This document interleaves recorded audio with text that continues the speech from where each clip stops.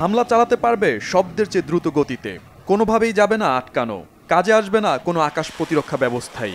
এমন একটি শক্তিশালী নতুন ধরনের মিসাইল রাশিয়ার কাছে প্রস্তুত আছে বলে এবার সতর্ক করে দিয়েছেন রুশ প্রেসিডেন্ট ভ্লাদিমির পুতিন। জানান ওরেশনিক হাইপারসোনিক মিসাইল দিয়ে খুব দ্রুত ইউরোপের যে কোনো প্রান্তে হামলা চালানো সম্ভব। মিসাইলটির গতি এত বেশি যে আকাশ প্রতিরক্ষা ব্যবস্থা তাকে আটকানোর অনেক আগেই লক্ষ্যবস্তুতে সেটি আঘাত হানবে। শুক্রবার এক টেলিভিশন ভাষণে পুতিন হুঁশিয়ারি করে দেন, যুদ্ধের মধ্যে যে কোনো সময় এই মিসাইল ব্যবহার করতে পারেন তিনি। আমরা শত্রুপক্ষের আক্রমণাত্মক আচরণ দেখে আসছি। এই মুহূর্তে আমাদের সুরক্ষার জন্য ওরেশনিক হাইপারসনিক মিসাইল খুবই গুরুত্ব বহন করবে। এই মিসাইল বিশ্বের আর কোথাও নেই, কিন্তু ভবিষ্যতে এটি যে কেউ নির্মাণ করতে পারে। তাই সেনাদের এখনই এটির ব্যবহার বাড়াতে বলেছি। ইতিমধ্যে আমরা এই মিসাইলের সফল পরীক্ষা চালিয়েছি।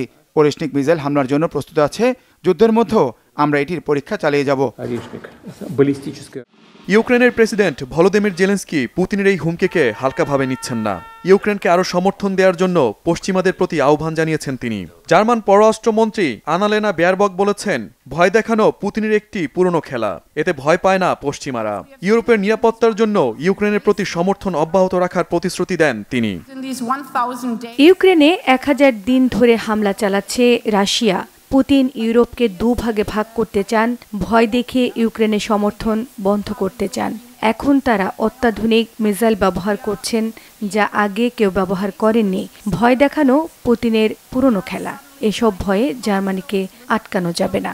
আমাদের সমর্থন অব্যাহত থাকবে। এদিকে ইউক্রেন যুদ্ধ বন্ধে যুক্তরাষ্ট্রের নবনির্বাচিত প্রেসিডেন্ট ডোনাল্ড ট্রাম্পের সঙ্গে আলোচনায় বসতে চান রাশিয়ার প্রেসিডেন্ট ভ্লাদিমির পুতিন। রাশিয়ার সাবেক ও বর্তমান 5 কর্মকর্তার বরাতে সংবাদ মাধ্যম রয়টার্স এমনটি জানিয়েছে।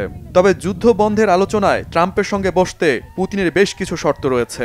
ইউক্রেনে রাশিয়ার দখল করা ভূখণ্ডগুলো নিয়ে কোনো ছাড় দিতে চান না পুতিন।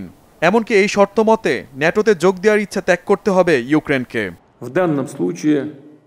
আর আনপ্রেডিক্টেবল রুশ প্রেসিডেন্ট পুতিন যদি সত্যিই পরমাণু হামলা বা হাইপারসোনিক মিসাইল দিয়ে হামলা চালায়, তাহলে তৃতীয় বিশ্বযুদ্ধ আর শঙ্কার মধ্যে থাকবে না, সত্যিতে পরিণত হবে। Shahid Arafat, Bangla vision news desk.